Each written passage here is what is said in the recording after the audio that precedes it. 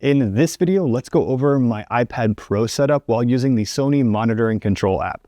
When I found out about the multi-camera control for Sony cameras in the Monitor Control app, I immediately updated all of my cameras and started setting everything up. I got my iPad out, I got the Sony connection guide up on my computer, just to find out my iPad doesn't have cellular, so I can't generate a Wi-Fi hotspot for all my cameras to connect to. Pretty frustrating.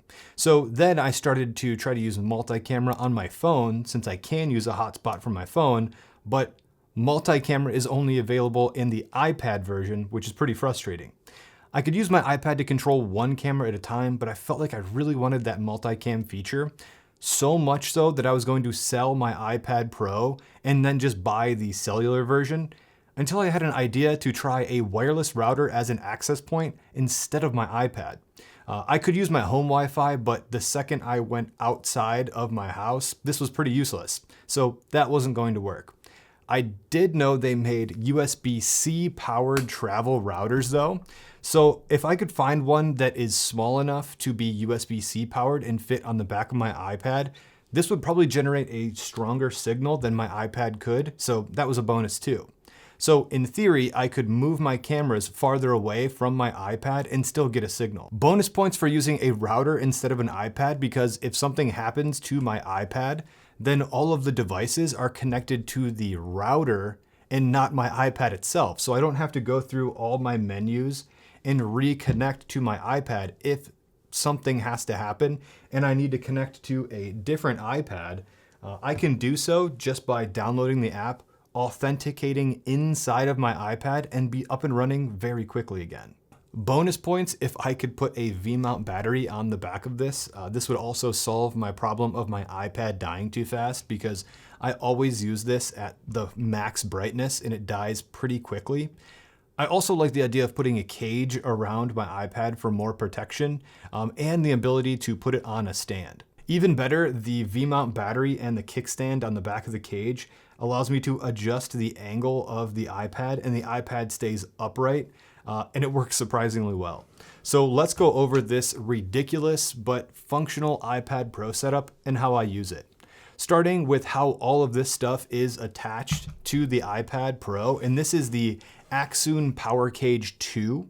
There are multiple different versions of these, but the second version comes with the NPF battery plate that I'll get to in a little bit. I like the cage, but putting the iPad in the cage is a bit of a pain because there are so many screws that you have to unloosen. You have to unloosen almost all of them to get the iPad to properly fit in the cage. So once I had my iPad in there, I was not taking it out. This cage not only has 1/4-20 threads all over it, but it also comes with the Sony NPF battery plate on the back. And the battery plate has a DC barrel out, a USB-A, and 2 USB-C ports, as well as including this short USB-C to right angle cable to charge your iPad. You will be able to power your iPad off of a Sony NPF battery, but if you want to use the router, you'll need a V-mount battery because the NPF battery just doesn't have enough power to charge your iPad and the router at the same time. Talking more about the battery, I used a cheap Amazon NPF to V-mount battery converter, and I used the Core Nano X to power all of this. And it is worth noting that not every version of this Axoon cage comes with the Sony battery converter. So if you are going to be making this setup, make sure you're choosing the proper version that actually includes this battery adapter, because this battery adapter is kind of what makes everything work.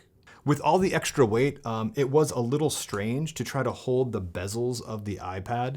And I saw these like knockoff small HD handles from a company called Knittel on Amazon. And they were actually pretty affordable. They were like $35. And they come in either NATO or direct thread. I went with NATO so I could quickly release these if I need to. I had to buy the NATO rails separate, and I just had some small rig NATO rails laying around already. And again, I'll leave these linked in the description if you want to check them out.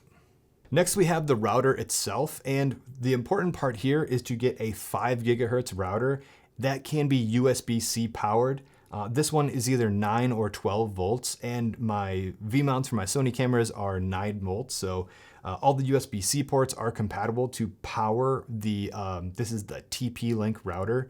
So, and to mount this to the cage, I just used some good old Velcro to put this to the back of the cage. So if I want to remove it for any reason, I can completely remove this, and I'll disconnect all my cameras right now, but I can remove this if I don't need it, or if I need it, it's as easy as just putting it back onto the cage and securing it in place just like that. I thought setup was going to be a little more difficult, but I literally took the router out of the box, put it on the back of my iPad, plugged it in, connected my cameras using the like security credentials on the back sticker here, and everything just worked as intended. The great part about this is I can now take this setup anywhere, and the USB-C router is actually powered by the V-mount battery, and the iPad is being powered, so it's one contained unit that will last a long time. And if I'm running low on battery, I can just swap out a new V-mount battery and get back up and running again really quickly. If you want to put this in a grip head on a C-stand, for example, you can use a threaded baby pin and just thread it right into the bottom of the iPad cage and put this right into your grip head and be able to adjust it. Or if you want to just put it on a light stand, you can use a threaded light stand adapter. Putting the iPad in a cage is a little bit overkill, but I do feel like it does offer a lot more protection, and the mounting options are pretty awesome. One downside to this setup though, I used to keep my iPad in my backpack, but now with all this stuff on it, it won't fit into my backpack anymore. So I need some kind of a Pelican case or larger case to fit this all into. And I don't want to unscrew all of these little screws. Like I said, if you want to take this iPad out of this particular case, you have to unscrew all of these little screws, and they're like 2, 4, 6, 8, 10, 12 screws at least. So it's a bit of a pain to take it in and out. So once this is in the cage, I want to just keep this setup as is and be able to put it inside of a case and take the case along with me, since I can't just put this in my backpack laptop sleeve anymore. I know this is a ridiculous setup for using it as a monitor and control monitor, but I've actually used this iPad as an interview teleprompter before, and I've had to get creative mounting this in like a natural position when someone is doing an interview. Like I would probably have them looking this way and just reading off of the iPad over here. And to get the iPad high enough off the ground, I had to like put it on stands or just kind of not secure it strongly enough that I would like. So now that I can actually just use a threaded baby pin, maybe even take off the V-mount and the handles, and just have a secure way to mount this to a stand is a really nice benefit here. This was still cheaper than selling my 12.9-inch iPad Pro and buying the cellular version, because this is the M1 Pro, and the new M3s are actually pretty expensive for the cellular version. So I was glad I was able to add on some things, save a ton of money, and pretty much use what I already had. If you guys are interested in more videos like this, let me know in the comments down below. Here are some other Sony camera videos I've made in the past. That's all for this one. I'll see you in the next one.